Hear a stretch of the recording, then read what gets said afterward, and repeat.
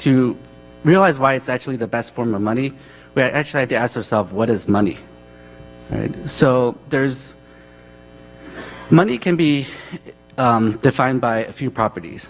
Right? Money has to be divisible. If I spend $10 at a store to buy a pack of gum, I have to get some change back, right? There has to be a way to divide money into smaller pieces so it can be used properly. It has to be transportable. I have to be able to bring my money all over the place. Like a cow is not a good form of money because it's hard to bring it all over the place. It has to be scarce. If you can print as much money as you want, or if you can find money lying around on the floor, then it's not really a good form of money. It has to be fungible. What that means is if you get $1, it doesn't matter which dollar you get, it's still worth $1. It has to be durable, it has to last, and lastly, it has to be non-consumable. It can't rot. Like egg is not good money, fruit is not good money, and something that you can eat obviously is not good money. So seashells, is that good money? Seashells has actually been used as currency in our history. So it's not divisible, it's barely transportable, it's not scarce, it's not fungible, it's not durable, and the only thing good about seashells is you can't eat it and it doesn't go bad. So next we have gold, right? Gold has been used as money throughout our whole history, until recently actually. So gold is transportable. Oh, it's not divisible. It's hard to cut gold into little pieces. It's fairly transportable, except it's kind of heavy. It's scarce, which is good. It's mostly fungible, except there's fake gold coins and fake gold bars. So if you get a gold coin, you're not totally sure if it's real. So that's why it's mostly fungible. It's very durable. It's non-consumable. So it's actually pretty good money. Next, we have the dollar, right? Fiat currency.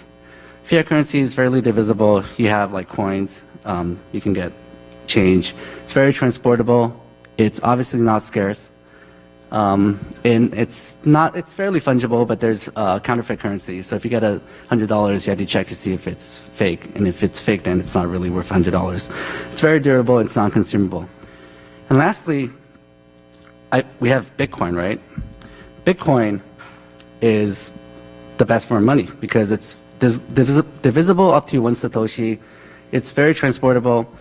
If you bring Bitcoin, like right now, if you want to bring cash on a flight, you have to declare it. But if you bring Bitcoin in your brain wallet, no one really knows how much money you actually brought.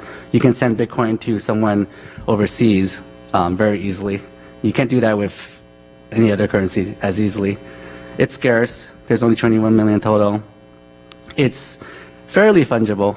If you get a Bitcoin, it's as good as any other Bitcoin. But because Bitcoin has history attached to it, some people are saying like if you use stolen Bitcoin, you shouldn't be allowed.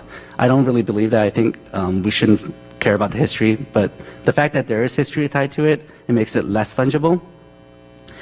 And it's durable and it's non-consumable. So as you can see from this chart, Bitcoin, I believe, is the best form of money we have. So once I realized that, what did I do? I immediately went out to buy some Bitcoins. Yeah. For your definition of money, I noticed you didn't include the stability of value, and it seems like a lot of other economists I've seen that define money included stability. I was wondering why you didn't include that one. Bitcoin is so volatile is because no one really knows where Bitcoin is going to go. It could go to zero. It could be deemed illegal and no one uses it.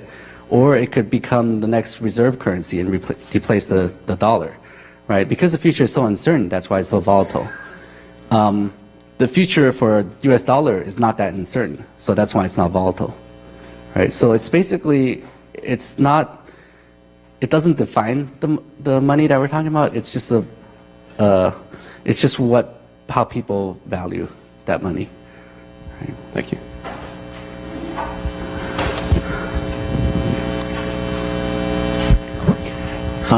Hi.